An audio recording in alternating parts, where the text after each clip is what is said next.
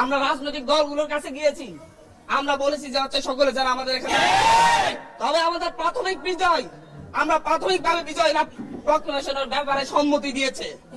আমরা বৈষম্যবিরোধী ছাত্র আন্দোলিত হব। আমরা আমাদের পূর্ববর্তী তারা প্রক্লেমেশনের পক্ষে আমাদের পক্ষে অবস্থান নিবে। রাজপথে আমাদের রাজপথে আমাদের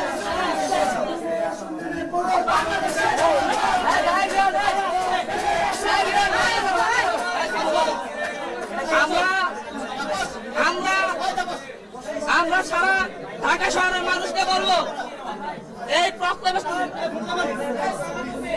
আমরা এই দেশের মানুষের উদ্দেশ্যে বলবো, 5ই আগস্ট ঢাকা শহরের প্রতিটি বাড়িঘর থেকে মানুষ নেমে এসে এই দেশের গণকে নেমে এসে আমাদের আমরা আগামীকালকে